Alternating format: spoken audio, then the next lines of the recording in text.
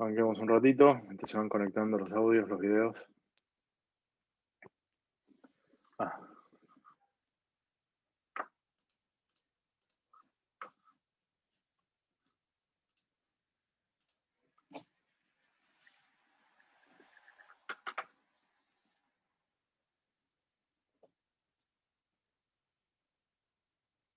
ahí va queriendo.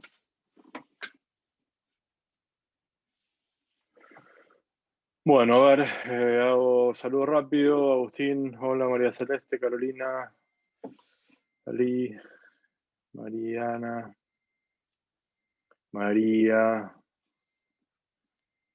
hola Emilia, Micaela, Ramona, Brian, Gabriel, Hola. la profesora Pérez asoma por ahí atrás, Diego y demás. Lucía apareció recién.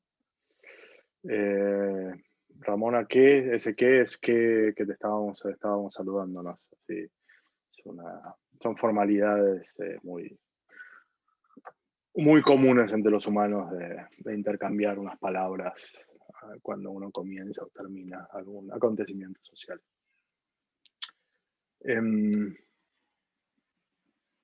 Hablando de palabras, como toda actividad pública,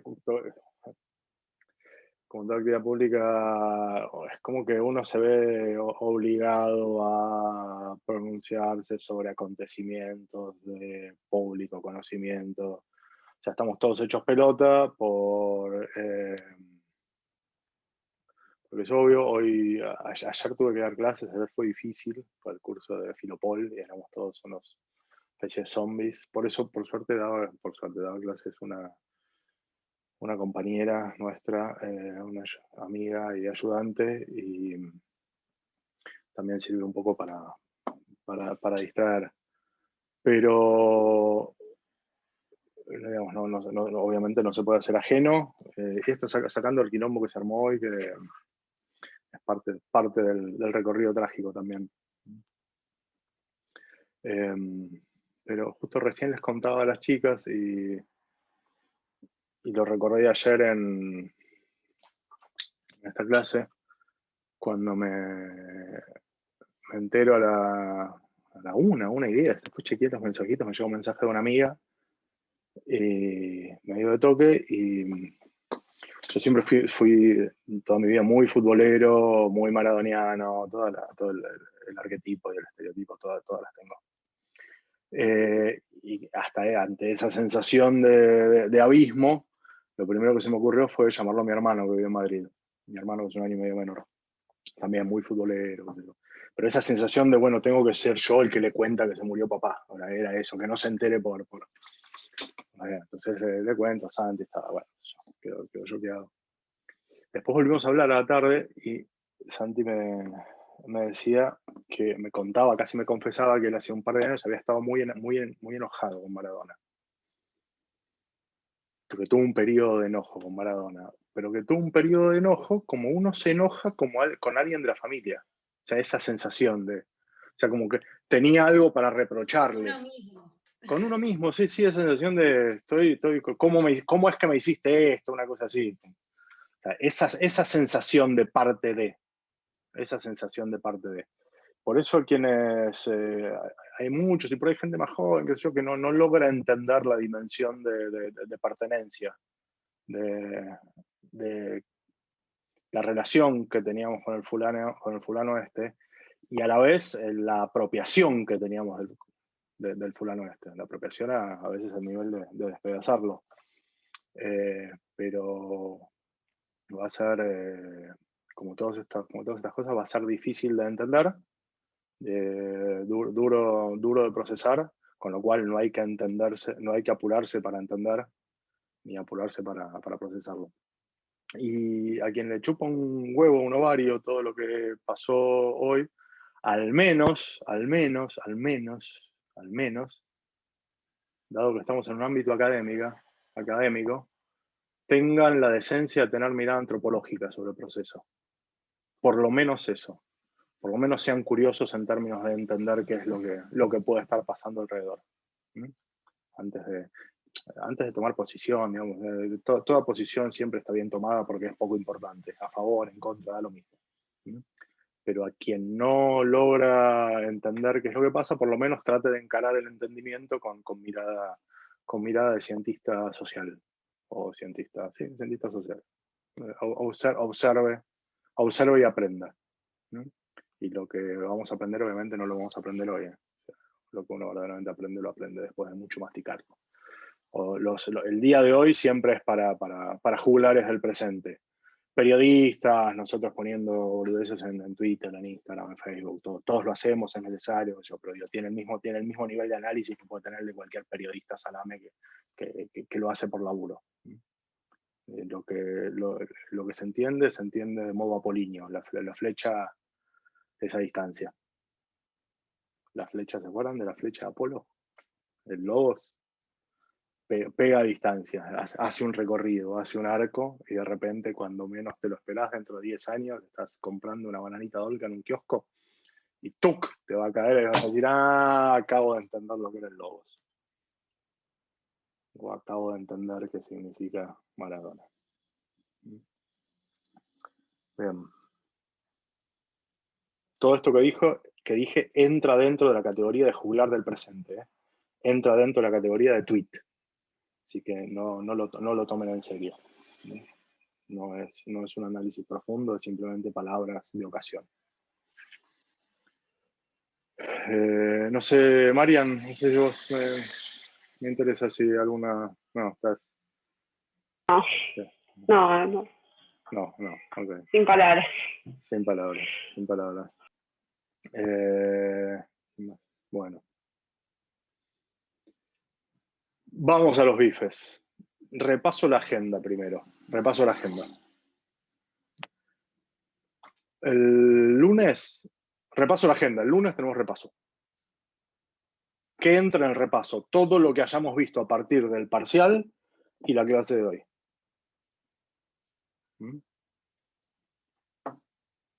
Tampoco fue tanto. Sí fue mucho en términos de densidad, de complejidad, pero no en términos de autores o de textos. El jueves tenemos el final. Hacemos igual que el parcial pasado. Quienes pueden, se conectan a las 6:30. Quienes pueden, conecten 6:30, así medio vamos avanzando. Igual lo vamos a hacer relativamente rápido, como fue la vez pasada, porque ustedes son menos y porque varios de acá de los compañeros, amigos, van a estar dándome una mano. Pauli, vos vas a estar dando una mano. Sé que Marian también. Ale y Yanni van a estar dando una mano, así que vamos a hacer varios como la otra vez. Pero de cualquier manera, arranquemos 6:30, los que pueden. Los que no pueden, a las 8. Están todos al pie del cañón. La dinámica es la misma, así que, digamos, a menos... Todo esto lo volvemos a charlar el lunes, el día del repaso, cuestiones de orden práctico, pero medio que ya saben cómo viene la cosa. Así que, y dentro de todo está fluido, funciona. Así que, sí, aclarar que es final, entra todo. A menos que tengan más de 6, si tienen más de 6, que de cualquier manera creo que es la mayoría. Quienes tienen más de 6, charlamos sobre esta segunda parte. Quien tiene menos de 6, charlamos sobre todo. Bien. Eso entonces, para precisar fechas, eso es el jueves. Es el jueves 3. ¿No? O sea, el lunes 30 tenemos el repaso, el jueves 3 tenemos el parcial. La semana siguiente, que es la del lunes 7 y viernes 11, el viernes 11 es la presentación de trabajos en el auditorio.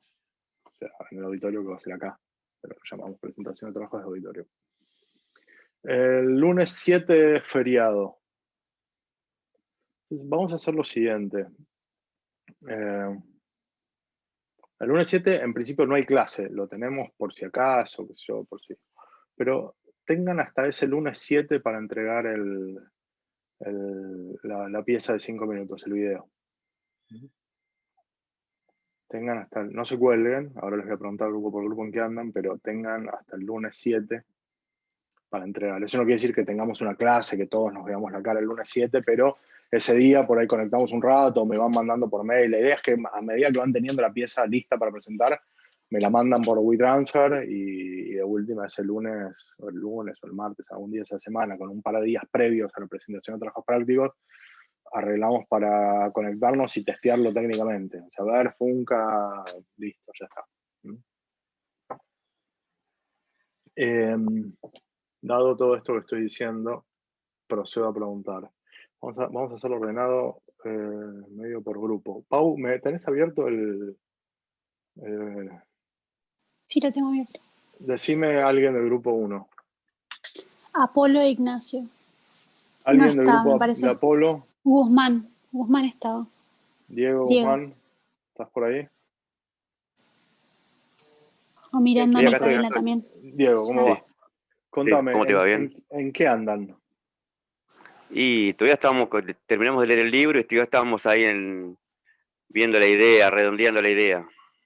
¿Tienen alguna idea? Si la están redondeando es que alguna idea hay, o es un modo Y de decir estamos y no todavía en tienen eso, nada. estamos viendo. Hay ideas vagas, pero todavía no. O sea, no tienen nada, No hay están una hasta las concreta. manos. No tienen nada. O Algo sea, así. es un modo elegante de decir que no tienen nada. Entonces, hagamos lo siguiente. El lunes, el día del repaso, preséntenme qué es lo que van a hacer. Sí. O sea, la idea Dale, acabada, dale. redondeada, es decir, vamos a hacer esto. Terminada, sí. Y Dale. mejor que esté bueno porque ese día les tengo que decir, buenísimo, ok, ¿cómo los ayudamos para que lo lleven adelante? ¿Está? Listo, Entonces, dale. Ahora converso con que los esté chicos, lo arreglamos bien y... que esté formulada o redactada, como sea más efectivo, de modo que nos la cuentan a nosotros o nos la presentan, nos la entregan por mail y nosotros la leamos y digamos, buenísimo. ¿Ok? Listo, dale. Sí, Eso, ok, Diego. dale. Bien. Dale, gracias. Otro grupo, Pau. El grupo 2 de López Norberto, que anda por López, ahí. te veo por ahí, Norberto. ¿Quién más estaba en Y ese Carolina grupo? Liberty. Carolina, creo que estaba Carolina. Sí, ahí está Carolina, ahí la veo. Norberto, Carolina, cuéntame, ¿en qué andan? Tenemos algunas ideas, no lo definimos. La idea es hacer un debate, juntarnos los integrantes del grupo y hacer un debate. No digas la idea. Pero esa es la idea, esa no es la idea, eso me estás contando cómo nos vamos a encontrar a ver si tenemos una idea. Bueno. Pero no entiendo, Norberto, digo, ¿la idea que van a presentar es que van a tener un debate o me estás diciendo que se van a juntar a ver si tienen un debate para tener una idea? No, la idea es un debate. La idea es un debate. Es un debate, sí. ¿Y cómo se ve, cómo se presenta? ¿Qué es lo que vamos a ver nosotros? Bueno, queremos dar una forma. Carolina, dale vos. Lo que pasa es que tenemos que definir todavía la idea de la idea, que es un debate, pero bueno, ya que lo contó, justamente es un debate entre amigos, no es una fiesta de que van a plantear sorpresa, un tema, y ese es el caso, que todavía no definimos bien el tema que van a plantear estos amigos. ¿Y todos nosotros vamos a ver en video a un grupo de amigos debatiendo? No solamente eso, esos lo van a ver el día de la presentación, pero bueno, hay que preguntarles a ustedes si están de acuerdo. Por eso mismo, todavía no nos reunimos para definir el tema del debate de este grupo de amigos. Oh, bueno, ok. Entonces tenía razón yo. Todavía no se reunieron a debatir si van a presentar un debate de gente reunida debatiendo. Sarasa, el lunes me dicen con precisión qué es lo que van a hacer. Vamos de nuevo, digamos, no perdamos tiempo porque si no... ¿quién sigue? Grupo 3. Urbina, María Victoria y si no también está Pensotti por ahí. Estaba por ahí, Mariana, sí. Bueno, Sí, acá estoy acá. ¿Cómo va? Bien, Hace mucho que no la veía a usted. Sí, estuve medio perdida, complicada laboralmente, pero estoy presente. ¿En qué andan? Nosotros ya tenemos definida la idea. Hoy, antes de la clase, nos conectamos un rato para definir, bueno, quién iba a hacer cada cosa, a ver a quién pedíamos ayuda para editar, actuar y demás, pero ya está encaminado. Buenísimo. Contame, ¿de qué se trata? Lo leo, lo redacté yo. así que lo leo más fácil. La idea es así. Un estudiante sentado en un escritorio frente a una pizarra toma hojas de un libro y las va trozando en un bol de ensalada. Las condimenta con resaltadores, viromes, señaladores, etc. Se come todo lo que hay en el bol, absorto en su tarea de masticar y tragar. Un profesor le entrega una hoja en blanco, en la pared se ve un reloj con los números reemplazados por el signo infinito al que el profesor señala. El estudiante vomita palabras y restos de hojas del libro que había masticado y tragado. Hacia el final se atraganta y se desploma muerto sobre el escritorio. Aparece alguien con vestimenta muy formal y le entrega un diploma. Le da un apretón de manos al estudiante muerto y posa como para una foto sosteniendo el diploma. Y la escena finaliza con la frase: ningún libro ha sufrido daños durante el rodaje de este corto. Esa era la idea base. Sí. Y bueno, sobre la marcha vamos ajustando algunas cosas. ¿Cómo lo van a hacer eso? O sea, ¿lo van a filmar con actores, con ustedes, ¿qué vamos? Sí, la estudiante va a ser la novia de un compañero que se ofreció a actuar. Yo me voy a encargar de editar la parte del sonido, del audio, que también tenemos una idea ahí dando vueltas. Idea sorpresa. Sorpresa nada. Vamos. Acepto la traición sí. O sea, que me digan algo y que después lo traicionen, está todo bien, pero la idea de no, esto es sorpresa, no queremos. La idea del audio básicamente es tener de fondo alguna pieza de música clásica y sobre esa música tenemos pensado ir mechando frases tomadas de las clases grabadas de esta materia. Esa es la idea. Frases tomadas de las clases grabadas, ok, bueno, están encaminados en esa. Después si quieren charlamos más técnicamente, pero están en una. Estamos ahí. Buenísimo. ¿Qué grupo sigue? El 4 es el de Díaz Brian. Y Brian. Buenas, ¿cómo va? Buenas. Nosotros habíamos pensado, nos falta pulir bien la idea, pero había tirado una compañera a hacer una especie de un video medio psicodélico con imágenes sin sentido, digamos, pero que quizá puedan dar un mensaje agregándole algunas frases.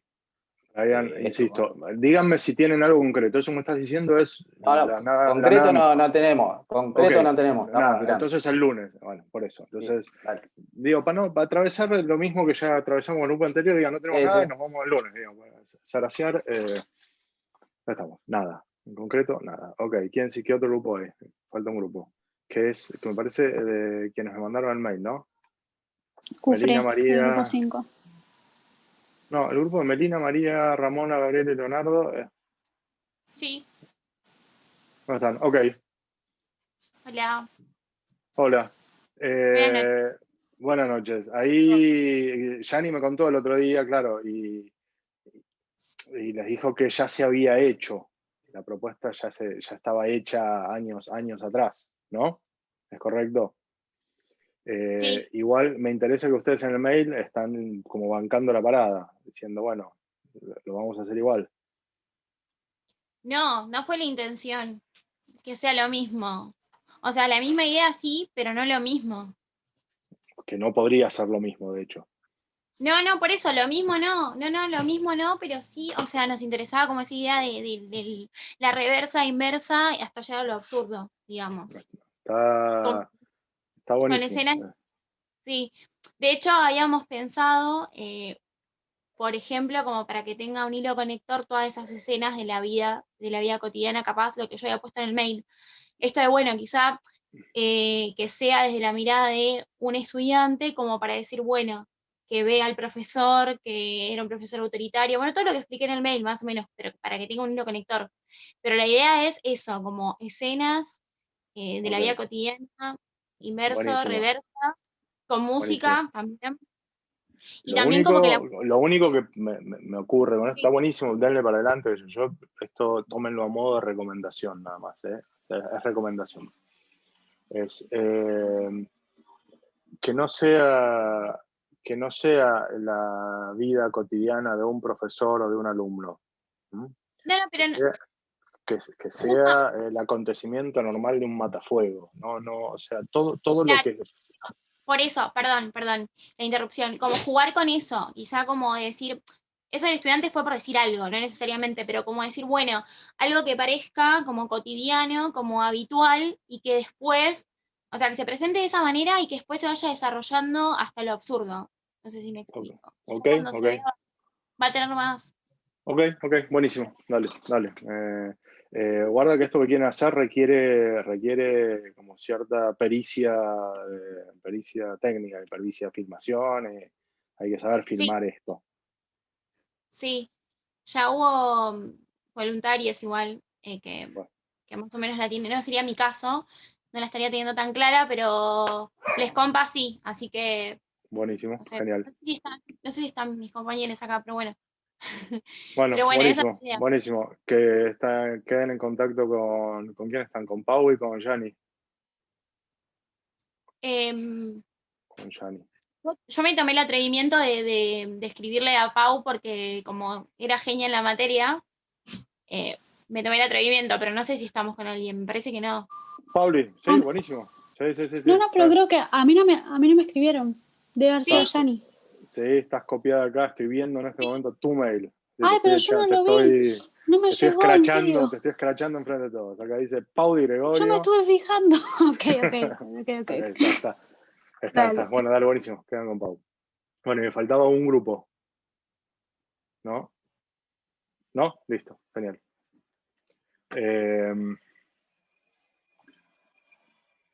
No pasemos de los, excepto los dos grupos que están encaminados, no, el lunes tienen todo definido y se ponen a laburar, Miren que esto va en serio, va en serio. O sea, si no está bueno lo que presentan, ha ocurrido y suele ocurrir, no hay ningún problema, es condición de aprobación de la materia. Se tiene que estar bueno lo que presentan, punto. No vaya a ser que se diviertan o que lo disfruten o que la pasen bien haciéndolo. Válgame Dios, no quiero que... Imagínate si encima lo disfrutan esto. Les pido disculpas si pasa eso. No es mi intención. La intención es que sea, como es obligatorio, que sufran mucho haciendo el trabajo práctico y que no les sirva para nada y que lo... Bien. Bueno. Lo que voy a hacer ahora, acá, por Zoom, suele llevar una vida de estudio o una carrera entera o una materia entera o, en nuestro caso, 3 clases. Y sin embargo, voy a extractar, voy a hacer un concentrado en una hora de algunas cuestiones que me interesa repasar, traer como emergente a efectos de, no es darle un cierre a la materia, el cierre que le estamos dando simplemente porque está el abismo, digamos, porque termina temporalmente la materia. Pero es poner un mojón más en este recorrido por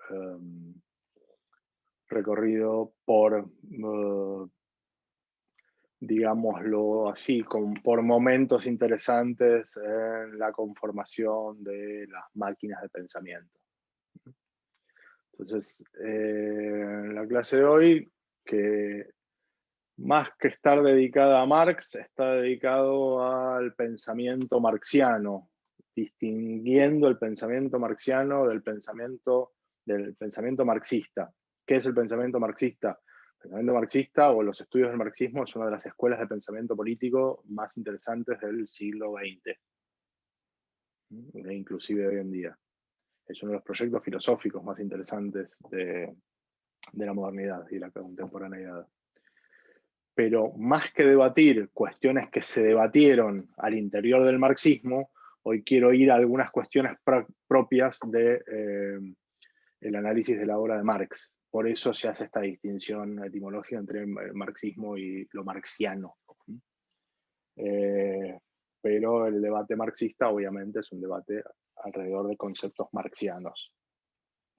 Yo les propuse que lean un texto que tenemos en el programa, que es el texto de Introducción a la Economía Política de Pierre Salama y Jacques Vallée, que en realidad es un librito que de modo extremadamente pedagógico recrea algo que no vamos a llegar a ver hoy. Entonces, tengo más interés que lean ese texto, de modo que lo que voy a presentarles ahora sea simplemente una introducción a esa introducción a la economía política. El texto ese de Salama y Vallée es un texto que pertenece a dos economistas de la Escuela de Regulación francesa. De hecho, Salama Salama, no recuerdo cuál de los dos. Salama es un tipo que suele venir bastante acá. Por lo menos hasta hace un par de años venía a dar clases en las facultades sociales. Y lo que hacen es, vuelven a leer El Capital con unos ojos relativamente frescos y vuelven a pensar el proceso de extracción de capital y la conformación del plusvalor y el funcionamiento del modo de producción capitalista. Entonces, dado que van a leer esa parte técnica, que nosotros a eso le solemos dedicar por lo menos una clase, yo quiero llegar hacia ahí, quiero llegar a hacer la pregunta cuya respuesta es eso que van a leer en el texto de Salama y Vallée. Entonces, para hacer esto, en realidad lo que estamos haciendo es, vamos a leer a Marx, pero también vamos a leer a tipos que leen a Marx, y vamos a estar, a la vez que leemos a Marx, siempre haciendo una lectura fragmentaria de un proyecto político-filosófico total. Total en el sentido de que es uno de los últimos proyectos políticos-filosóficos que se presentan y se proponen como proyectos totales, como modos de explicación del funcionamiento del mundo. Eso es algo que ya no está tan de moda, esos proyectos filosóficos que te explican todo. Y a la hora de explicar, o sea, a la hora de construir una terminología y un método propio para explicar X, este es uno de los modos más precisos y más acabados y más complejos, e inclusive diría, más efectivos. Después, todas las discusiones sobre la implementación, las implementaciones, los modos, pero a mí me interesa saber, a modo de análisis, el análisis marxista y el análisis de Marx, insisto, tanto el análisis marxista como el análisis de Marx, como método explicativo, o sea, como corpus filosófico, como arquitectura, es de las más maravillosas jamás construidas. Es poco interesante si estamos de acuerdo o no estamos de acuerdo. Inclusive es menos interesante si después las experiencias prácticas derivadas de algunos preceptos, podemos discutir caso por caso su funcionamiento. Pero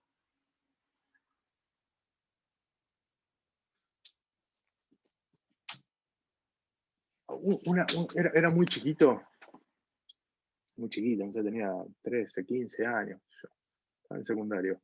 Y una vez leí ni siquiera leí, en una feria del libro encontré un libro, me acuerdo perfecto, en el local del Fondo de Cultura Económica. Agarré un libro y el título del libro era Todo imperio perecerá. Todo imperio perecerá. El título nada más me voló la cabeza. Pero ¿cómo esto de que todo imperio perecerá? Y claro, yo una pendeja me gustaba, leía sobre, no sé, sobre los romanos, sobre los egipcios, me gustaba la antropología. Entonces, esta idea de que los imperios más grandes, las civilizaciones más grandes, todas, inclusive, digamos, aquellas que se presentaban como eternas, y de hecho todas se presentan como eternas, sucumbieron por diferentes motivos y dieron lugar al surgimiento de nuevos imperios, a nuevas civilizaciones, que también perecieron, se acabaron y sucumbieron, que dieron lugar a imperios y civilizaciones como por ejemplo la nuestra, que entonces, dado esto que estamos diciendo, eventualmente va a perecer. Pero esa idea de que nosotros también pertenecemos a una cultura, a una civilización que eventualmente va a perecer, a mí a los 13 o 15 o 18 o 45 años, no me acuerdo cuándo tenía, me fue como, ok. Entonces, hay un devenir histórico y en ese devenir histórico hay procesos de nacimiento, de expansión, de auge, de punto caramelo y de decadencia y destrucción. ¿Me siguen con esto más o menos?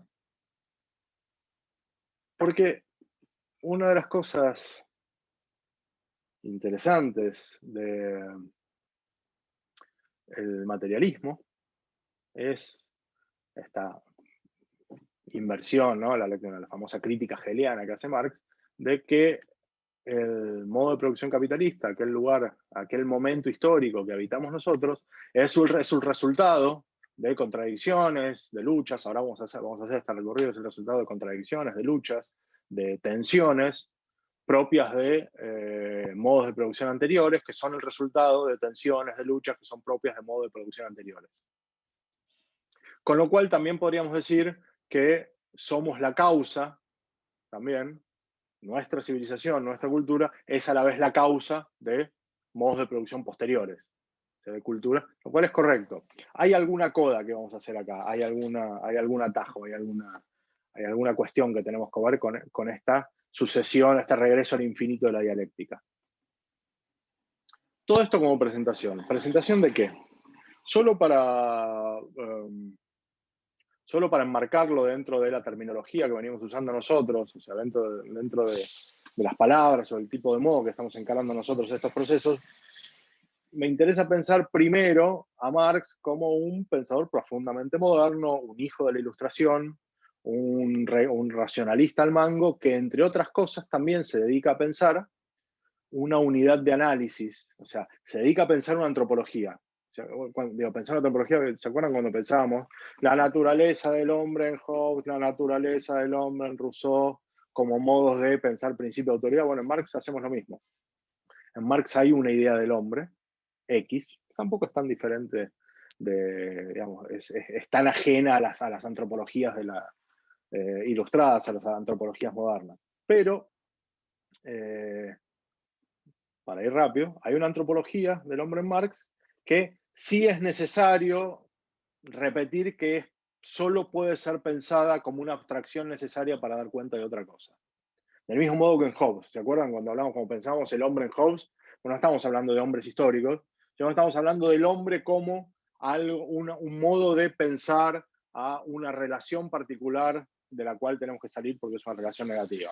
Entonces, cuando pensamos qué es el hombre en Marx, para definirlo básicamente, es como, si quieren, ese bicho que trabaja, lo que distingue al hombre de otros animales en Marx es el trabajo, y el trabajo, digamos, a efectos de esto, la hormiga no trabaja, la abeja no trabaja, los castores no trabajan, el único que trabaja es el hombre. O sea, no solo como animal laborens, sino también como homo faber.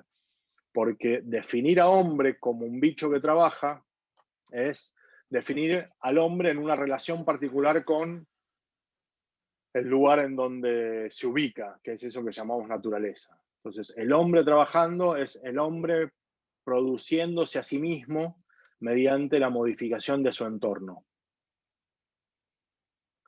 El hombre como animal, como cosa que trabaja, es pensar a este bicho que lo que hace es ir construyéndose a sí mismo en una relación a la vez dialéctica, o sea, de necesariedad dialéctica, con su soporte, su campo de acción, su entorno, con la naturaleza. Siendo que el objetivo de la operación de este bicho en su entorno, el objetivo, el fin del trabajo del hombre, es sí mismo. O sea, la relación del hombre en su entorno de modificación y apropiación de la naturaleza, insisto, siendo una relación dialéctica, en términos de que es una relación antagónica, tiene como objetivo acá podemos usar cualquier palabra, depende de qué texto de Marx leamos, es un proceso de autocreación, si quieren. El hombre modificando su entorno lo que hace es se crea a sí mismo, se produce a sí mismo. Pero todo esto no deja de ser también una unidad de análisis, porque es imposible pensar tal cosa como el hombre, digamos, solo. Como un bicho solo modificando su entorno en un proceso de autoproducción. Porque en este acto de autocreación o de autoproducción, el hombre se cruza con otros bichos que están haciendo exactamente lo mismo.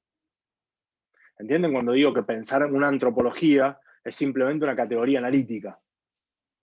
Porque no podemos pensar al hombre si no lo pensamos como que en este proceso autocreativo se cruza con otros hombres que están en la misma. Vuelvo a repetir y a modo muy pedagógico. No podemos pensar en el hombre. Lo que nos interesa es precisamente que el hombre en este proceso lo que hace es se cruza con otros. Con lo cual, el proceso de creación es un proceso de relación con otros que están en la misma. O sea, el nudo, el punto de análisis, el lugar donde vamos a observar es precisamente en los cruces. O, dicho de otro modo, en las relaciones. El hombre, en el proceso de autocrearse, es como si también entramos en una especie de loop, de rueda. Cada vez que decimos hombre tenemos que decir trabajo. Pero si decimos trabajo humano, es lo mismo. Cada vez que decimos trabajo estamos pensando en el trabajo humano. ¿Qué es el trabajo humano? El proceso de autocreación, mediante el cual el hombre modifica y se relaciona con su entorno, con la naturaleza, se apropia de ella, pero en este proceso se cruza con otros que están en la misma. Entonces, ¿vieron cuando uno define, buscas una definición de algo? Entonces, si tenés tal cosa, no sé, farola, 2 puntos, definición de diccionario. Entonces pones la palabra que querés definir, 2 puntos y haces la definición. Esto que lo vimos cuando hablábamos del logos al principio. ¿Qué es el logos? Bueno, la idea es que cada vez que pensemos en logos, podamos entrarle a la definición de logos por cualquier lado. O sea, no sea simplemente secuencial. Tal cosa es tal cosa. Entonces, la definición de hombre es parte de la definición de trabajo, que es parte de la definición de proceso de autoproducción, que es proceso de la definición de relaciones de autoproducción. En realidad, no son relaciones de autoproducción, sino que son, y acabamos uno de los conceptos centrales al que quiero arribar, son relaciones de producción, siendo que el objetivo de cada hombre individual es su autocreación. Entonces, para autocrearnos, entramos en relación con otros bichos que están autocreándose. Lo que nos interesa a la hora de ubicarnos en cualquier momento de la historia, usando esta herramienta, este tipo de materialismo, es lo que vamos a ver, lo que vamos a observar, sobre lo que vamos a construir nuestro análisis, es el modo en que los hombres se relacionan para producir. Sea a sí mismos en este proceso de... entramos de nuevo y nos metemos en la definición lupeada. Entonces, la observación, si quieren, la crítica a la economía política como elemento de análisis del materialismo histórico, es decir, bueno, me meto en cualquier lugar, quiero hacer un análisis de cualquier momento de la historia de los hombres. ¿Qué es lo que veo a la hora de analizar la historia de los hombres? Veo los modos, los diferentes modos en los cuales los hombres se relacionan entre ellos para producirse a sí mismos. ¿Me siguen hasta acá, más o menos? Inclusive hay cierto exceso pedagógico en esto que estoy diciendo, que es meterte en la calecita de la definición y no poder salir de ahí. Pero hay que ser muy preciso, porque como todo sistema filosófico bien hecho, bien construido, tiene una terminología muy precisa. Acá abro un paréntesis. La vida y la obra de Marx es enorme, es recontra vasta, es recontra interesante y la pueden encarar de cualquier modo, y hay un montón de bibliografía infinita, si les interesa. Inclusive hay hasta buena filmografía sobre la vida de Marx. Hay una muy buena peli que salió el año pasado, hace 2 años, que se llama El joven Marx, una peli alemana, creo que tiene 2 años. Gran peli sobre la vida de Marx. Pero digo, quiero rescatar esto de la vida de Marx. El trabajo de Marx, si bien luego está cristalizado en los textos canónicos, los que conocemos, llevado al máximo, que es el Capital, los famosos 3 tomos del Capital, no deja de ser un laburo fragmentario, el de Marx. El Capital Los 2 primeros tomos están editados en vida de Marx, el tercer tomo está editado post-mortem y es un tremendo laburo que hace Engels de recopilación fragmentaria de escritos perdidos, de clases, de artículos periodísticos y de, ahora les voy a leer una cosita, que es el prólogo a la introducción a la crítica, de la contribución a la crítica de economía política, en el cual, en el propio prólogo, Marx dice: bueno, esto que les voy a contar acá en realidad está sacado de unas cosas que habíamos escrito y que íbamos a presentar para editar, pero que creo que dice que se perdieron o al final no se editaron. Dice, pero no importa que se hayan perdido, porque esos escritos nos sirvieron a nosotros para entender esto que estamos por presentarles acá. O sea, construimos un texto sobre X muy interesante, que se perdió, que se iba a editar y se perdió, pero dice, pero no importa que se haya perdido, porque a nosotros nos sirvió ese ejercicio de redacción de esos textos fragmentarios para entender esto que vamos a presentar ahora. Les leo un cachitín que va a ser redundante con cosas que vamos a ver ahora en los próximos minutos, pero me interesa leerlo porque es un párrafo muy famoso de la obra de Marx, que es precisamente el prólogo a la contribución a la crítica de la economía política. Un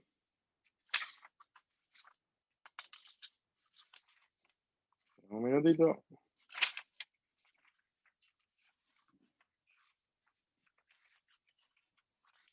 No lo leo entero, después lo subo esto. Creo que ya está subido, pero después lo marco.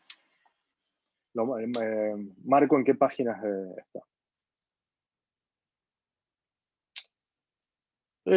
Mi investigación desembocó en el resultado de que tanto las condiciones jurídicas como las formas políticas no podían comprenderse por sí mismas ni a partir de lo que han dado en llamarse el desarrollo general del espíritu humano, sino que por el contrario radican en las condiciones materiales de vida, cuya totalidad agrupa Hegel, etcétera, etcétera, pero que era menester buscar la anatomía de la sociedad civil en la economía política. El resultado general que obtuve y que una vez obtenido sirvió de hilo conductor de mis estudios puede formularse brevemente de la siguiente manera. En la producción social de su existencia, los hombres establecen determinadas relaciones necesarias e independientes de su voluntad, relaciones de producción que corresponden a un determinado estadio evolutivo de sus fuerzas productivas materiales. La totalidad de las relaciones de producción constituye la estructura económica de la sociedad, la base real sobre la cual la base real sobre la cual se alza un edificio jurídico y político y a la cual corresponden determinadas formas de conciencia social. El modo de producción de la vida material, esto que estábamos hablando recién, determina el proceso social, político e intelectual de la vida en general. No es la conciencia de los hombres lo que determina su ser, sino, por el contrario, es su existencia social lo que determina su conciencia. Esta frasecita de acá es la famosa inversión hegeliana que hace Marx. Vuelvo a leerla. No es la conciencia de los hombres lo que determina su ser, sino por el contrario, es su existencia social lo que determina su conciencia. En un estudio determinado de su desarrollo, las fuerzas productivas materiales de la sociedad entran en contradicción con las relaciones de producción existentes, o, lo cual solo constituye una expresión jurídica de la misma, con las relaciones de producción dentro de las cuales se habían estado moviendo hasta ese punto. Esas relaciones se transforman de formas de desarrollo de las fuerzas productivas en ataduras de las mismas. Se inicia, entonces, una época de revolución social. Con la modificación del fundamento económico, todo ese edificio descomunal se trastoca con mayor o menor rapidez. Al considerar esta clase de trastocamiento, siempre es menester distinguir entre el trastocamiento material de las condiciones económicas de producción, fielmente comprobables desde el punto de vista de las ciencias naturales, y las formas jurídicas, políticas, religiosas, artísticas o filosóficas, en suma, ideológicas, dentro de las cuales los hombres cobran conciencia de ese conflicto y lo dirimen. A ver, vamos a parar hasta ahí. Vamos a parar hasta ahí.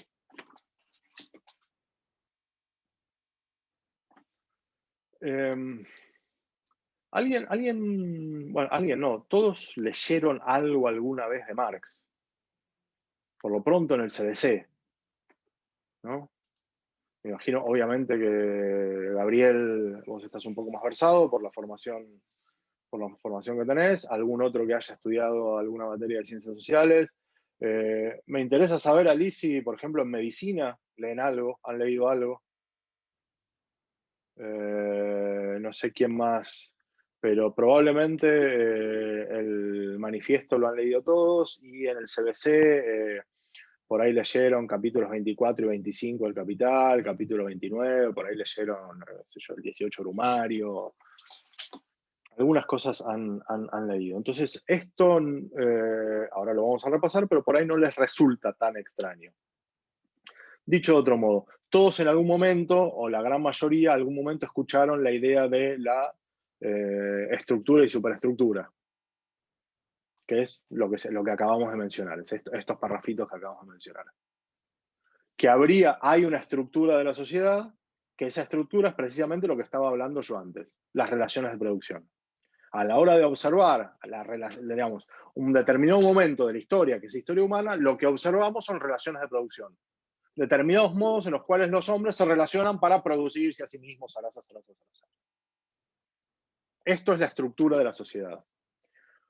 Un determinado tipo de relaciones de producción, o sea, un determinado modo en que los hombres se relacionan entre ellos, todo esto es de modo esquemático, a grandes rasgos, caricaturesco, ¿no? Estamos haciendo un análisis general. O sea, a grandes rasgos, los modos en los cuales los hombres en determinado momento de la historia se relacionan para producir, la estructura de la sociedad va a determinar, acá dice condicionar, gran parte de la discusión del marxismo del siglo XX, uno de los debates más interesantes, creo que es el debate Miliband-Pulantzas, es parte del debate Miliband-Pulantzas, todo esto no importa, pero es la idea de si la estructura, no, el debate Miliband-Pulantzas es el debate sobre la autonomía del Estado. No importa, es la idea de si la estructura condiciona o determina la superestructura. O sea, si un determinado tipo de relaciones de producción va a condicionar o va a determinar, ¿notan la diferencia entre condicionar o determinar? Una arquitectura, acá dice, se alza un edificio jurídico, político, ¿qué más podemos decir? Ideológico. Claro, ideológico sería el modo en que lo engloba. Él dice jurídico, político, filosófico, podemos agregar estético. Todo ese edificio, él dice, dicho de otro modo, ideológico. O sea, el edificio ideológico serían estos clivajes jurídicos, políticos. O sea, una determinada arquitectura jurídica, una determinada arquitectura política, una determinada arquitectura estética, una determinada arquitectura filosófica, dicho de otro modo, un determinado cuerpo ideológico o superestructura ideológico va a estar determinado o condicionado por una particular forma en la cual los hombres se relacionan para producir. La estructura va a condicionar o determinar. Ustedes estudian la emergencia jurídica, ¿no? Entonces estudian el sistema jurídico. Ustedes van a ser operadores jurídicos. En términos estrictos, de acuerdo a lo que estamos diciendo, ustedes van a ser expertos, van a ser operadores de una arquitectura jurídica propia de un determinado tipo de relaciones de producción. Entonces, ustedes van a ser operadores jurídicos de la arquitectura jurídica capitalista. ¿Me siguen con esto? La arquitectura jurídica es la emanación, la resultante de particulares relaciones de producción, que en este caso las llamamos capitalistas, porque son relaciones de producción, ahora vamos a un ratito, entre en este caso, qué sé yo, burgueses y proletarios. que son diferentes de las relaciones de producción del modo de producción previo al capitalismo, que es el modo de producción feudal. Que son el modo en que los hombres se relacionan para producir y que va a estar determinado en ese caso por la relación entre estos dos grandes grupos, que de nuevo, insisto que es un modo esquemático de verlo, no es que solo hay dos clases. Hay un montón de fraccionamientos, esto se dedica a la sociología, si quieren. Pero no es que simplemente hay burgueses y proletarios. Hay un montón de subclases e interclases al interior de estos dos modos. Lo que esta simplificación dice que hay una clase que domina y otra clase que es dominada. El modo de producción capitalista va a estar determinado por la clase que domina, que es la clase burguesa, y la clase dominada, que es la clase proletaria. El modo de producción anterior va a estar determinado por una parte que domina, que en este caso va a ser la clase de los señores feudales, y una clase que va a ser dominada, que es la clase de los siervos de la gleba. Pero no son los dos únicos estamentos sociales. Digo, por ahí es muy tonta esta aclaración que les estoy haciendo, pero es importante remarcarla. No solamente en el modo de producción feudal hay siervos de la gleba y señores feudales. No sé, qué sé yo, está el clero. Dentro del modo de producción capitalista no hay solamente burgueses y proletarios. Al interés del proletariado hay un montón de estratificaciones. O sea, hay una que es muy linda porque es muy cara a todos nosotros, que es el lumpenproletariado.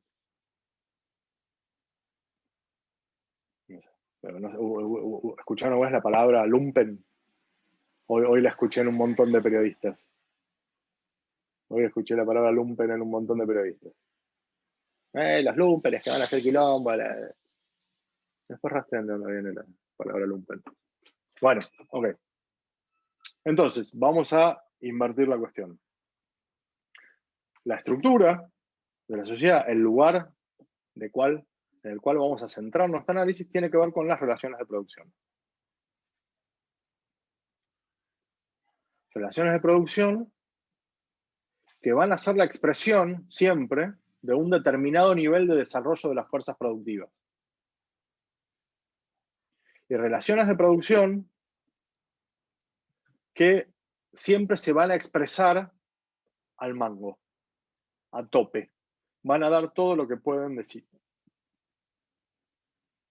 El desarrollo de las fuerzas productivas en determinado momento de la historia siempre expresa el máximo de la relación.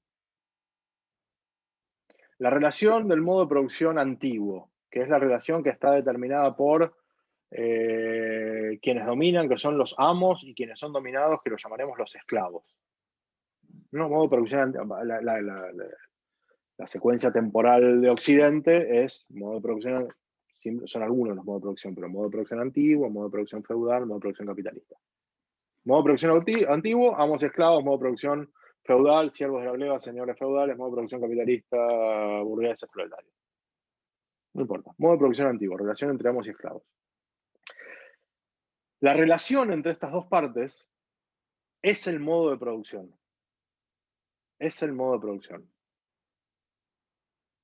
La relación entre amos y esclavos es el modo de producción antiguo. Esa relación, como toda relación, es antagónica, es contradictoria, pero es contradictoria casi en sentido, de hecho en sentido dialéctico. Esa contradicción es lo que le da, es como si fuera el motor de, es lo que le da fuerza, energía, movimiento a la historia.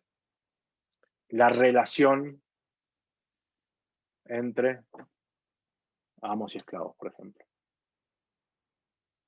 Y esa relación va a dar todo. El mejor ejemplo es, como siempre, es de novela mexicana, ¿no? Pero esta relación dio todo lo que pudo. Se agotó esta relación. ¿Escucharon? ¿Dijeron alguna vez esto? Esta relación se agotó. Ya no. Bueno. ¿Cuándo se agota una relación? Bueno, cuando da todo lo que puede. Y la relación siempre da todo lo que puede. ¿A qué les suena esto que estoy diciendo?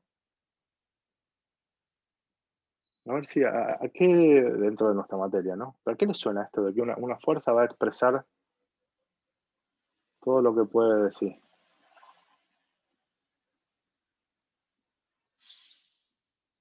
¿Qué autor? ¿Qué clase? ¿Cuándo empezamos a hablar de potencia? De lo que puede un cuerpo.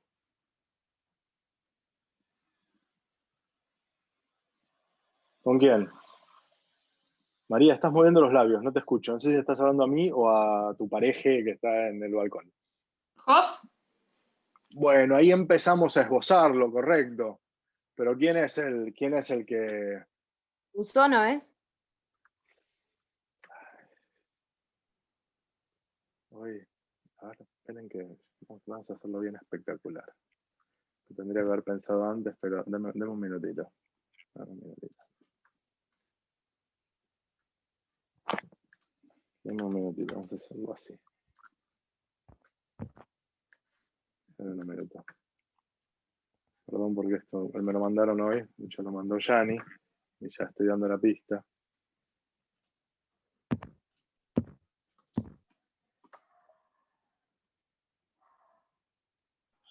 De las que más me gustó, de todas. Yo quedé impactado, para mí es un fact. Y la expresión, como... ¿Llegan a ver? ¿Estás leyendo Ética? Estás leyendo de Ética. Qué fenómeno.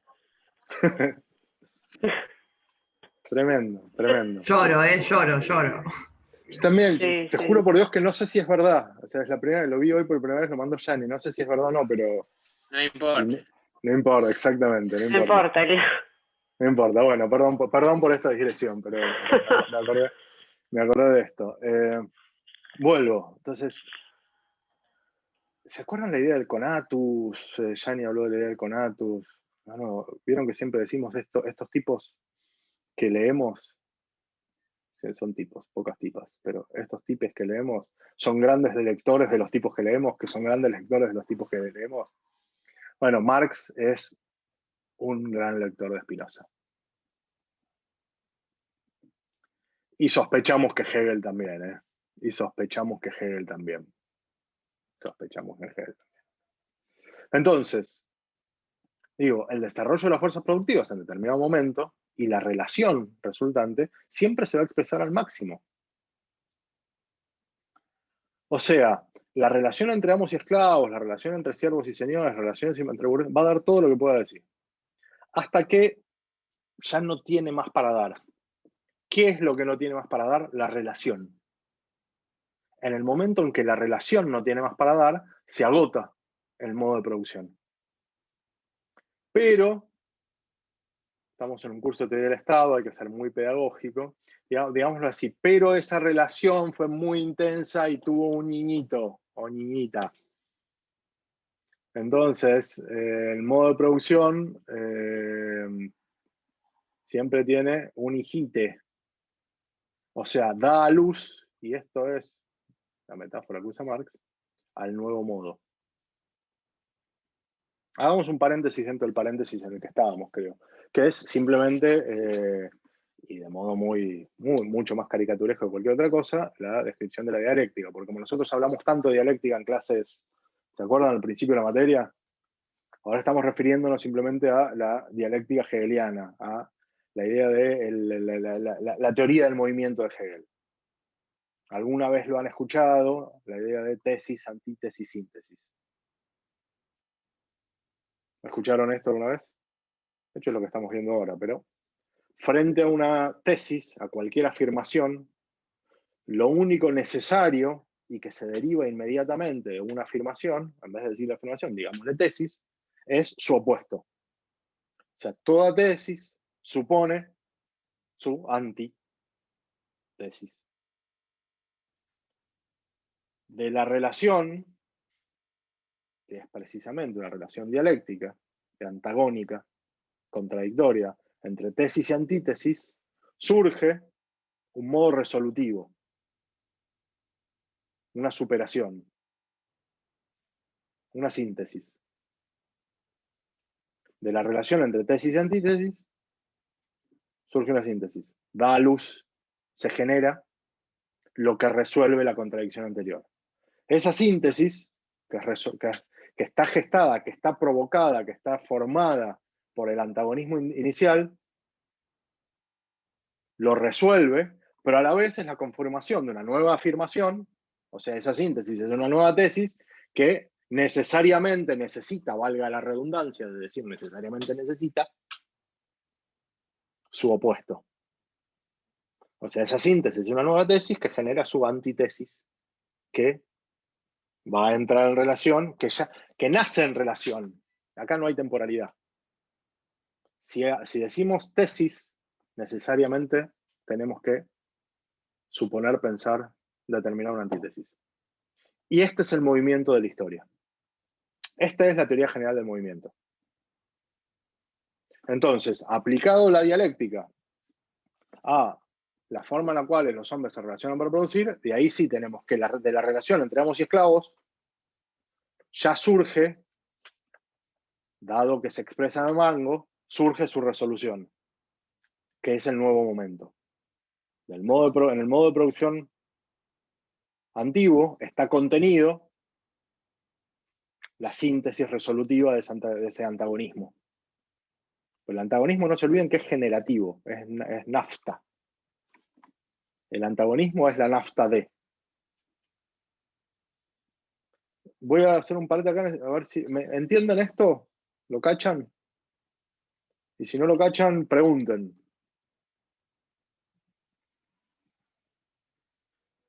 Carolina, tengo la impresión de que te estás dando la frente con el monitor. ¿Estás bien?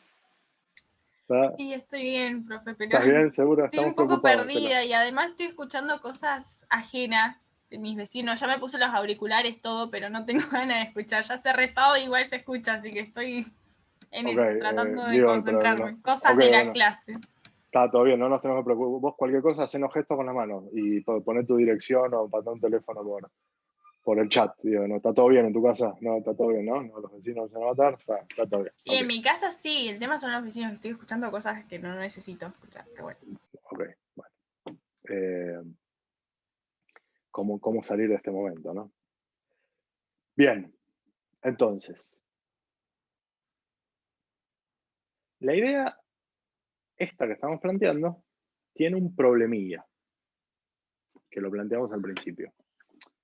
Esto, quiero quedarme con esto. O sea, las fuerzas productivas en determinado momento de la historia se expresan al mango. Esa expresión se va a agotar, y se va a agotar de modo resolutivo que va a generar un nuevo momento. Entonces, el nuevo momento va a ser una nueva contradicción. Del modo de producción antiguo vamos a llevar al modo de producción feudal, que va a ser la nueva contradicción, que va a dar todo lo que pueda decir, en determinado momento se va a resolver en una nueva contradicción, que será en este caso la de burgueses, proletarios. Las revoluciones, los pasajes de un momento a otro, de un modo de producción a otro, son momentos, digamos, en este sentido son momentos espectaculares. Son momentos de hiperaceleración. Y esta idea la venimos trabajando desde el principio de la materia, de hecho se asienta sobre esto, por eso rompemos tanto con la cuestión de las mutaciones. Una revolución, en realidad lo que hace es el momento hollywoodense, diríamos, espectacular, pero que da al lugar algo que ya está casi gestado. Digo gestado y estoy con esta idea, no sé cómo decirla, muy dos vidas, ¿no? Porque esa metáfora la usa Marx, dice la violencia es la partera de la historia. Vieron que las revoluciones son esos momentos de hiperaceleración y suelen ser violentas. ¿Sí? Violentas en términos también temporales. O sea, nosotros tenemos la imagen, la idea de la Revolución Francesa, la Revolución de Mayo, la Revolución Norteamericana. Pero después también decimos cosas como la Revolución Industrial. ¿Sí? Y si bien la revolución industrial es una ocurrencia temporal a lo largo de... Acá, si hay algún historiador en la sala, que me corrija, pero a mí me gusta decir que la revolución industrial, es algo que dura 180 años. No sé, Gabriel, ¿qué opinas acá? No sé si estás de acuerdo conmigo, pero estábamos más o menos entre 250 y 100 años, ponele más o menos. ¿Entienden? Y lo llamamos revolución industrial porque en términos de la temporalidad es Es enorme lo que pasa en esos 250 u 80 años, da lo mismo, en términos de trastocamiento. Y la Revolución Francesa, bueno, la Revolución Francesa dura... Y la Revolución, no sé, la que quiera, la Revolución Norteamericana, y la revolución, usemos la nuestra. La Revolución de Mayo, la Semana de Mayo. Sí, bueno, pero ese momento es algo que termina de dar a lugar, de gestar, de dar a luz, algo que ya está casi listo. En ese sentido, Marx tiene esta muy bonita frase que es: la violencia es la partera de la historia. Por eso estoy obsesionado cuando vemos esto de la cuestión del parto y del dar a luz. La violencia es la partera de la historia. La violencia termina de mostrar al bicho. Ya teníamos esta idea del parto como un momento violento, ¿no? En Rousseau está en Rousseau. Ahí donde violencia no necesariamente es lo malo, si lo pensamos en términos de la crueldad de la naturaleza sadiana. Discúlpenme estas variaciones. Bien. Si la contradicción da lugar a una nueva contradicción, la contradicción va a dar lugar a una nueva contradicción. Y eso diría que la nueva contradicción va a dar lugar a una nueva contradicción. Con lo cual, la dialéctica tiene el problema de la regresión al infinito. Y medio así arranqué la clase, les conté cómo me voló el bocho a mí cuando a los 15 años en la Feria del Libro agarré un libro que decía, el título era Todo imperio perecerá.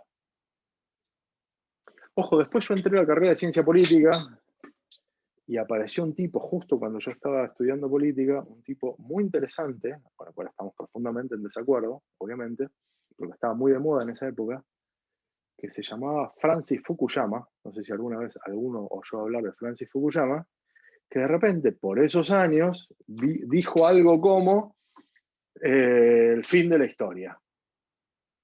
La tesis, la voy a decir muy berreta, ojo que insisto que es un gran enemigo Fukuyama, un gran enemigo. La tesis básicamente era que el estadio, si quieren, neoliberal, a años 80, 90 del capitalismo para Fukuyama es el fin de la historia. Claro, ahí Lucía dice, lo veía en Relaciones Internacionales, exacto. Todos los que hayamos pasado por ciencia política, relaciones internacionales, inclusive economía, qué sé yo, han leído a Fukuyama. El libro se llamaba El último hombre, el fin de la historia. Bueno, no me acuerdo. Pero la idea es esto, digamos, el capitalismo representativo liberal moderno post caída del muro, dice Fukuyama, medio a la Hegel también, es, bueno, listo, esto ya está, es el fin de la historia, acá llegamos, esto está buenísimo, dice Fukuyama, tiene sus cosas malas, pero esto está buenísimo, hasta acá llega, esto es el punto caramelo. Pero esa idea también es un modo de poner punto final, también, el fin de la historia del último hombre, exactamente, gracias Gabriel, el fin de la historia del último hombre, lo dije al revés recién. Esa idea también es una emulación de la idea hegeliana y también de Marx de poner fin al problema de la relación al infinito del movimiento dialéctico. Porque esto diría que del modo de producción capitalista, de la contradicción entre burgueses y proletarios, habrá una resolución que dará lugar a otra contradicción. Hegel resuelve esto a su manera en su momento. Hegel lo dice lo siguiente. Hegel es un tipo muy complejo, es un tipo que es muy difícil de leer, es un tipo que todos los que hemos leído nos hemos dedicado un poco a estudiar a Hegel, nunca lo hemos estudiado lo suficiente y a la vez tenemos una cosa de que todo el tiempo estamos tratando de desprendernos de nuestro hegelianismo. Tenía un profesor en Barcelona que nos decía que además los argentinos somos recontra hegelianos.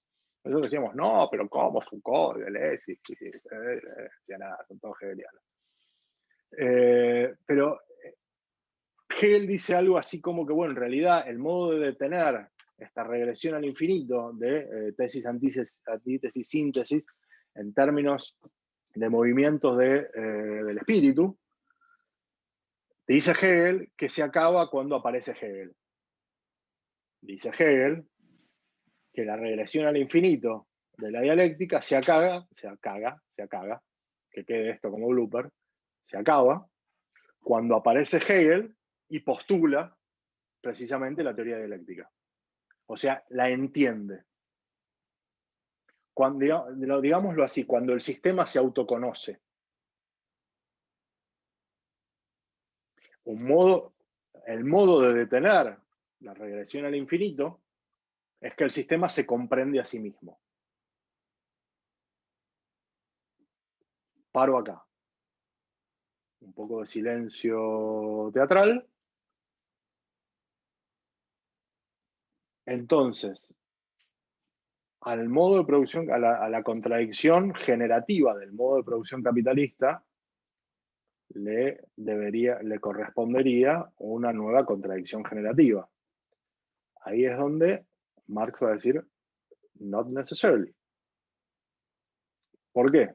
Y no nos vamos a meter ahora en esto requiere, pero acá es donde tenemos que meternos en, han oído hablar en algún momento de la revolución, la toma del Estado, la dictadura del proletariado y el camino hacia el comunismo.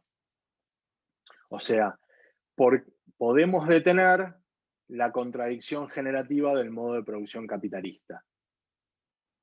Podemos detenerlo. Hay un montón de teorías y parte de las peleas más interesantes del siglo XX al interior del marxismo tienen que ver con los caminos hacia socialismo, con camino del comunismo, ¿no? Si el problema es un problema de antagonismo de clases, si no hay más clases, no hay más antagonismo. Si las clases del modo de producción capitalista están definidas por una que es poseedora de los medios de producción y otra que es aquella que se ve obligada a vender su fuerza de trabajo porque ha sido despojada de ella por un proceso histórico, acumulación originaria, etcétera, etcétera, si anulamos las frases, estoy con todos los bloopers y con toda la dislexia hoy, les pido disculpas, yo esto después lo edito, así que como si nada. Pero la huella anémica, ¿quién se las deja a ustedes? ¿Quién se las borra? Bien.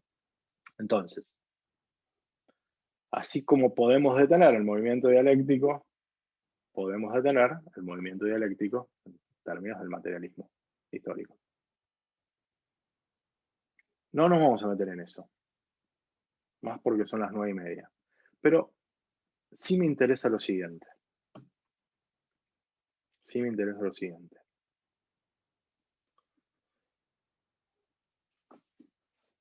El modo de producción capitalista, dice Marx, tiene una particularidad con respecto a los modos de producción anteriores. Tal como lo venimos analizando, es una contradicción, una negación generativa. ¿Siempre se acuerdan cuando empezamos la clase definiendo el hombre? Y decíamos, ¿cuál es el objetivo? ¿Cuál es el fin de la actividad humana? ¿Cuál es el fin de la actividad humana? Y acá le podemos entrar por cualquier lado mismo. La definición. El fin es sí mismo, correcto. Y acá tenemos que decir trabajo, producción, naturaleza, ¿no? Todo lo que dijimos al principio, correcto. Pero digamos que el fin del trabajo humano, de la actividad propia del hombre, es sí mismo. Digamos que en el proceso de autocreación, el hombre puede encontrar más mediaciones, más interrupciones, más distanciamiento con respecto al fin.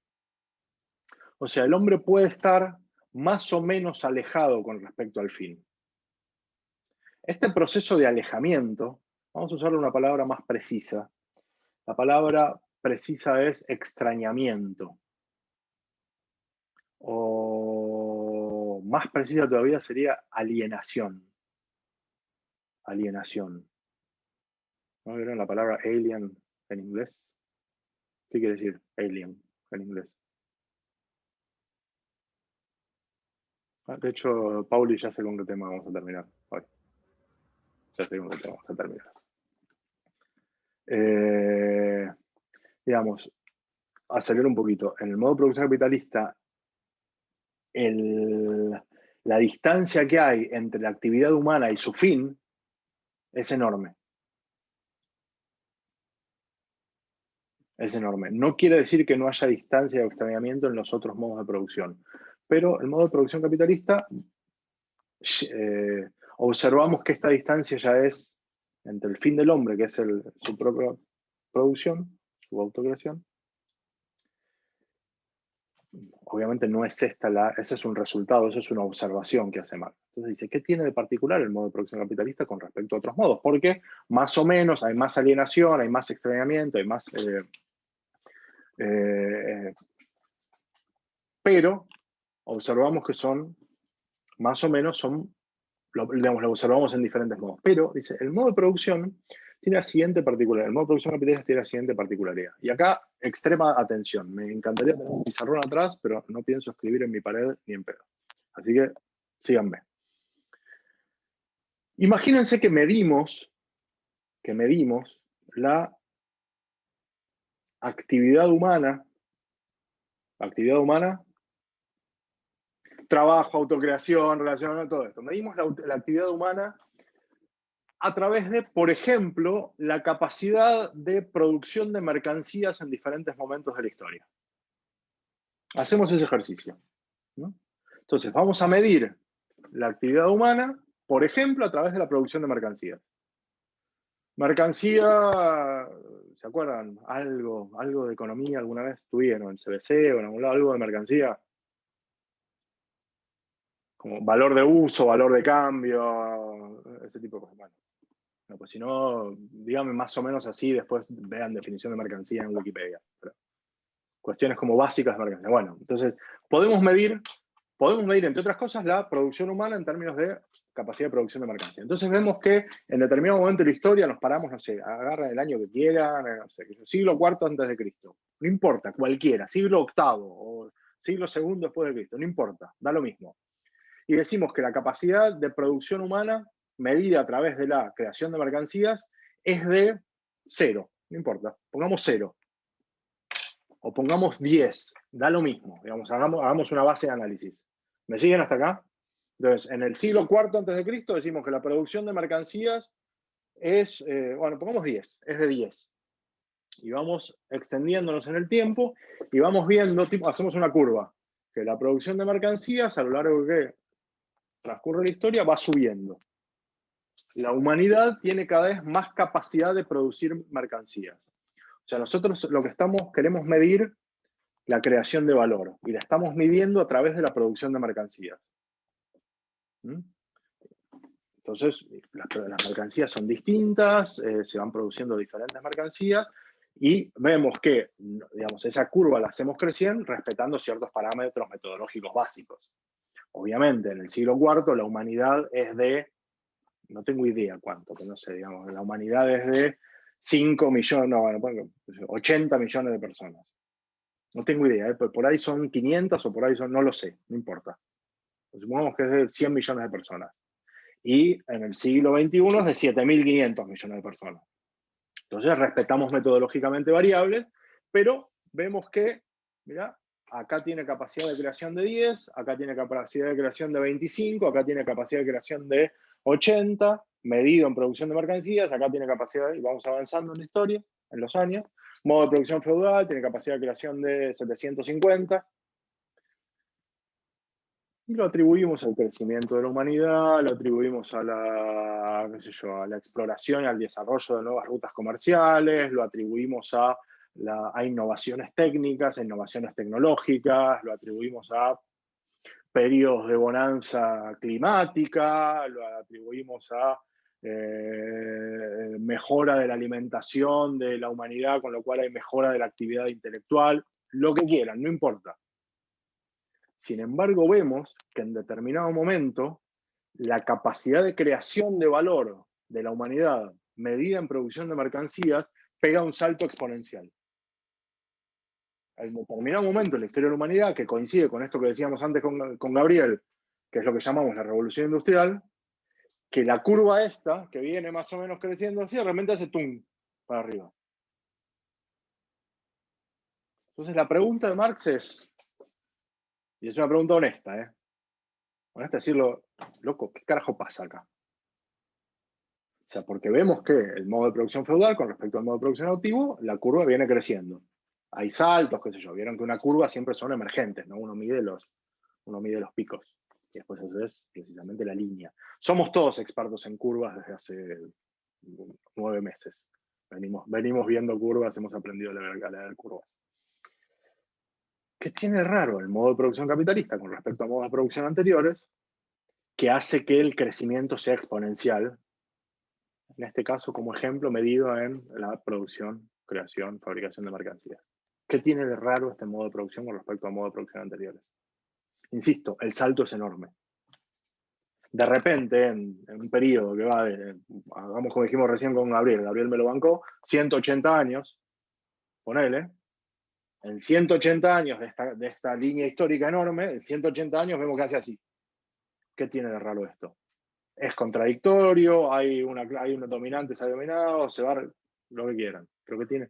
Hay nuevas rutas comerciales, sí, hay desarrollos técnicos y tecnológicos, sí, hay crecimiento de la población humana, sí, pero también lo notábamos en otros periodos de la historia. ¿Qué tiene de raro este modo de producción? Esta es la pregunta. Esta es la pregunta. La respuesta a esa pregunta es el capital. La respuesta a esa pregunta es, si quieren, el librito de Salama Valía. La respuesta a esa pregunta es cómo funciona particularmente este modo de producción. No tenemos tiempo, no nos vamos a dedicar a eso. No sé, si quieren, los invito a la clase, la materia de Filopol del cuatrimestre que viene o el miércoles que viene, no importa. No tenemos tiempo, lamentablemente no tenemos tiempo. Pero me interesa que sepan que esa es la pregunta, cuya respuesta es el capital. El capital es, acá y con esto cierro, el capital es, de modo fragmentario, el libro, ¿no? El capital. El libro, el capital. Obviamente todos los textos de Marx van hacia el capital, pero el capital es ese texto que de modo increíblemente metódico, y es el más denso, obviamente, de todos los textos de Marx para leer, siendo que Marx es un gran escritor, o un escritor del carajo, es un escritor que da placer leerlo, además, básicamente por su práctica periodística, por su práctica filosófica, por su práctica de historiador, por su práctica jurídica, pero tiene una prosa magnífica. El Capital es recontra... Nadie lee el Capital. ¿Qué quiere decir que nadie lee el Capital? El Capital no se lee, el Capital se estudia.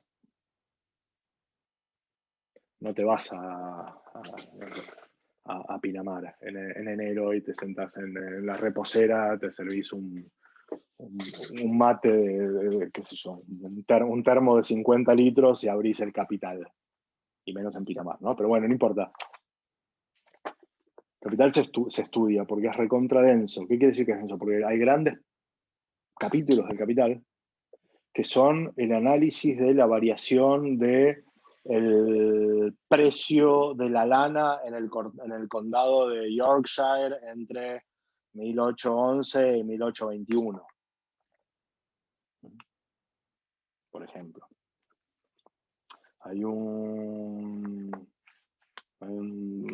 Había un filósofo, que alguna vez hablamos acá, no me acuerdo, que se llamaba Luis Althusser, que escribió un librito muy famoso, junto con otro filósofo que no me acuerdo quién era, que se llamaba Cómo leer el Capital. Entonces, en la generación de mis viejos, todo el mundo andaba bajo el brazo con el librito Cómo leer el Capital.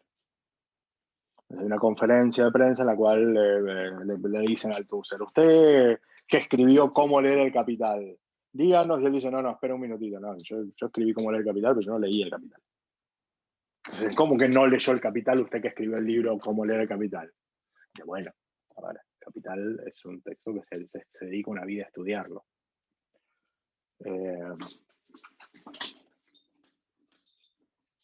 Yo tenía un amigo de la infancia que es el tipo que más se dedicó y que mejor leyó el Capital.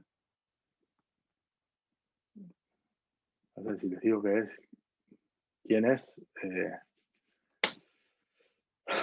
que me encanta esta tensión. Pero uno de mis mejores amigos de la infancia es el mejor lector del Capital y es uno de los tipos ahora más importantes de nuestro país.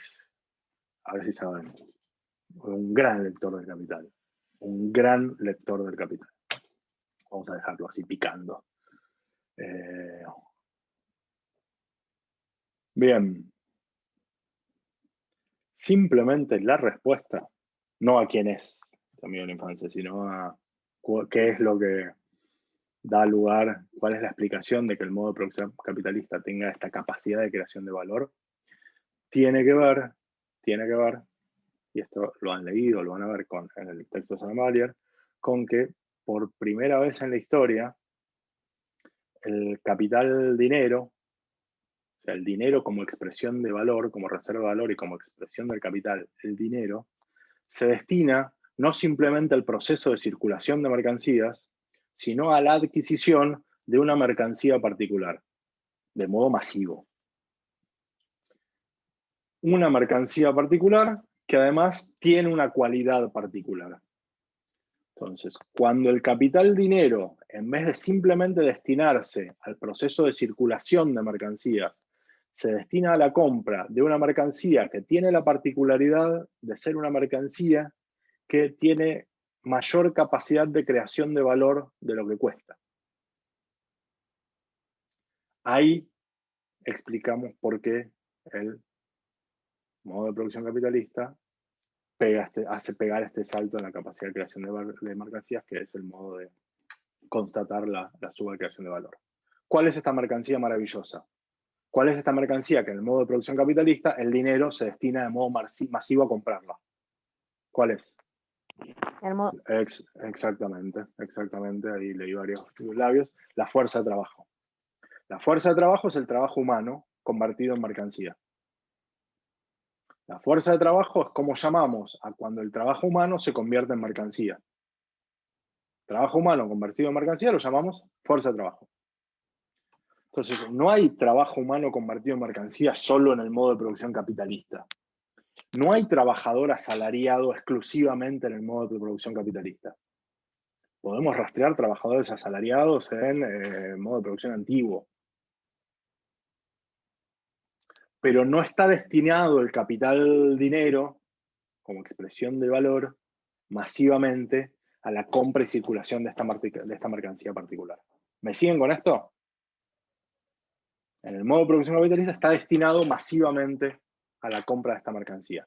Acá es donde hay que leer, va como tarea para algún momento de su vida, acá es donde tienen que leer capítulos 24, 25, 29 de Capital, el proceso de acumulación originaria.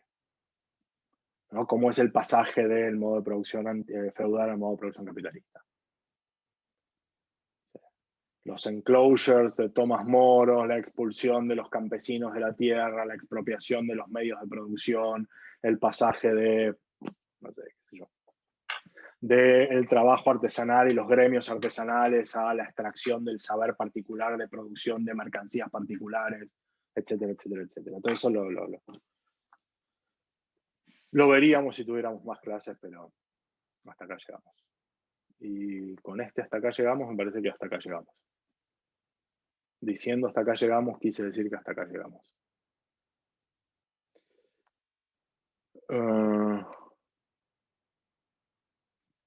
Preguntas o reflexiones o lo que tengan ganas de decir. Abro un rato el juego. Acá me está primereando Lucía, pero no sé, mirá que ya me apareció en la cabeza, pero no lo sé, lo voy a curar. No, perdón, Lucía, no, pero muy... Porque me voy a poner a llorar, y ya lloré todo el día y ya no da más llorar ante alumnos de primer grado, no da. Perdón, discúlpenme. Pero no vayamos por la obvia. Perdón, ¿no? Pero vamos, algún comentario, alguna reflexión, algo mientras elijo el tema, alguna cosa, alguna pregunta. Sé que fue mucha información la clase de hoy, y muy rápido, pero escucho. Vamos.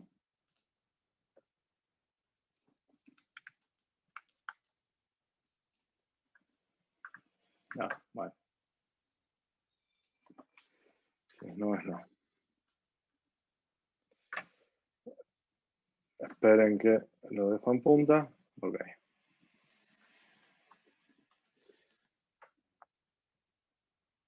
Nos vemos el lunes. Repaso. Esperen. Lunes repaso. Esta segunda parte de la materia vimos Leviatán de Hobbes, Contrato social de Rousseau, junto a Discurso acerca del origen de la desigualdad entre los hombres. Más el capítulo El miedo de Espósito referido a Hobbes y el capítulo La culpa del mismo libro de Espósito, Communitas, referido a Rousseau. ¿Estamos hasta acá? Leviatán de Hobbes, los capítulos que están en los capítulos que mencionamos, que ya en su momento los mencionaba, no me los acuerdo de memoria, pero están en Hobbes con el texto de Espósito, Rousseau, Contrato social con el discurso y el texto de Espósito, La culpa. Luego de ahí, Paul y Marian, ayúdenme. Luego de ahí pasamos a el texto de la Pateman. De Pateman, sí, no encontraba para desmutear, sí. Que tienen una selección ahí, de capítulos. Eso, del contrato sexual. Del contrato sexual.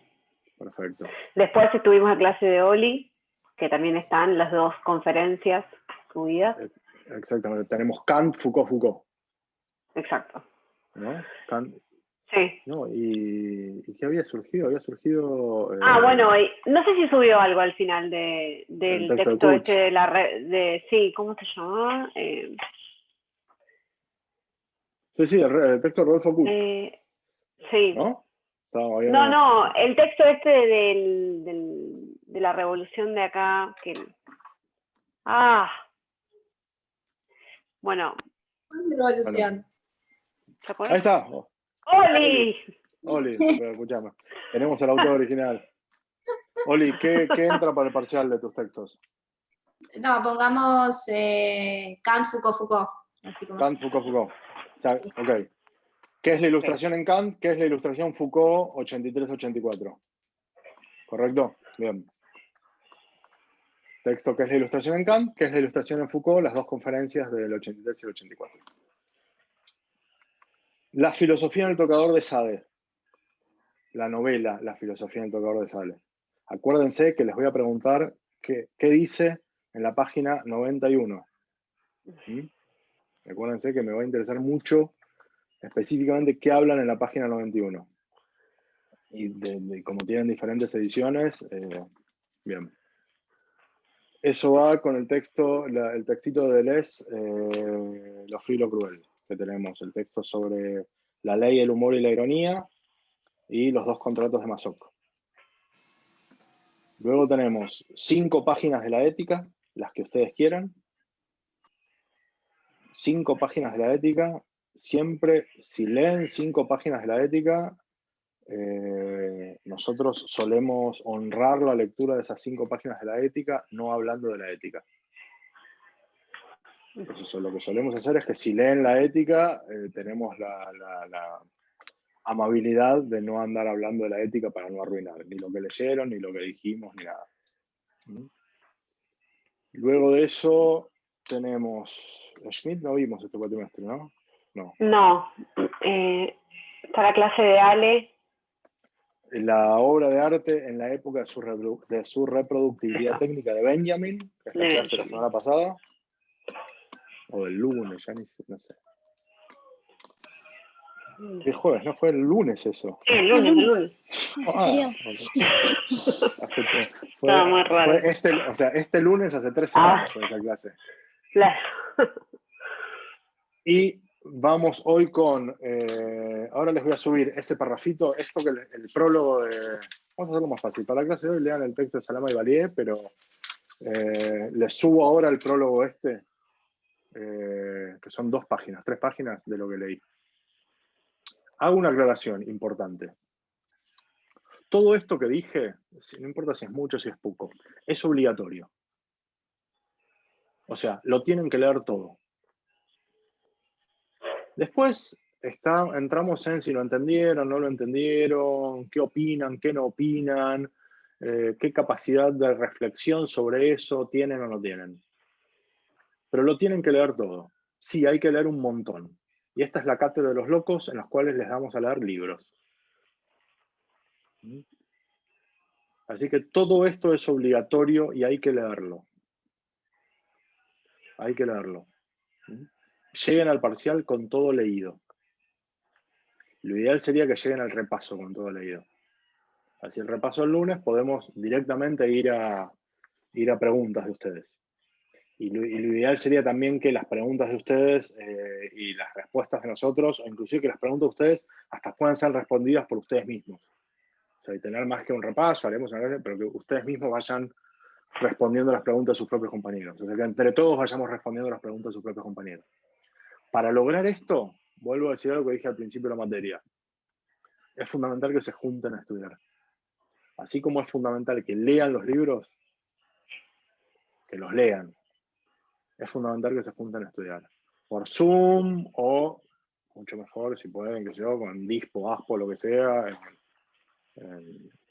en la casa de, o en una plaza o en un parque. Pero para poner en común un pensar sobre autores o sobre lecturas, que es lo que hacemos acá, reproduzcan ustedes y se pongan en el común encontrándose. Y lo que Norberto entendió de un modo, Carolina lo entendió de otro. Y lo que Gabriel no leyó, sí lo leyó Emily. Y pueden ir poniendo en común Y eso ayuda, y también ayuda a los que tienen más dificultades en poner en palabras este tipo de cosas. Acuérdense lo siguiente, y esto es, lamentablemente es así, porque ustedes están, porque digamos, es parte del oficio. Todo esto que estuvimos leyendo lo tienen que decir en el parcial, y lo tienen que decir de un modo más o menos... iba a decir entendible. No importa, tienen que poder decirlo. Tienen que poder decirlo. Del mismo modo que luego, cuando sean unos abogados del recontracaraje, lo van a tener que poder decir y escribir lo que saben o lo que hacen. Si son buenísimos abogados, pero no lo saben decir, o no lo saben escribir, o mucho más importante, no lo presentan en mesa de entradas a tiempo, por más abogados del caraje que sean, no sirve nada. Todo lo que saben, todo lo que piensan, todo lo que... ¿Entienden esto que estoy diciendo? Puedes ser el mayor capo de derecho penal del mundo y te contrataron por $1 millón. Y sabés cómo hacer para que, no sé, qué sé yo, que Pauli, demostrar la inocencia a Pauli en un hecho. Pero si no presentaste el escrito en el juzgado antes de las 7, que cierra mesa de entrada, no sirve de nada todo lo que sabes. ¿Está? Del mismo modo que si no saben escribir lo que saben o lo que leyeron, no sirve de nada. Del mismo modo que si no lo saben decir en un parcial, lamentablemente no sirve de nada todo lo que saben o todo lo que leyeron. Por eso también tan importante estudiar, sentarse a estudiar, ¿no? Como para practicar ese relato, la construcción de ese relato, ¿no? Al conversarlo, al intercambiarlo, como ir armándolo, porque si no también se ejercita, ¿no? Como este saber decir, se entrena. Absolutamente, absolutamente. Y además se entrena otra cosa, y además entrenan una voz propia que es diferente de simplemente, obvio, medio negar, que es evitar también decir lo que decimos nosotros con nuestras palabras como profesores. Entonces se empieza a poner en común una voz propia de los estudiantes de determinado tema. No es que están tratando de decir todo esto tal como lo decimos nosotros. ¿Me siguen con esto? Entonces, en la medida en que puedan, siendo el año en el que vivimos, el cuatrimestre en el que vivimos, júntense a estudiar. Júntense a leer. Júntense a leer. Bueno, acá Lucía me corre por izquierda, quedó muy tocada porque no, pero no, vamos con esto, vamos con esto. Nos vemos el lunes, estimadísimos, estimadísimas.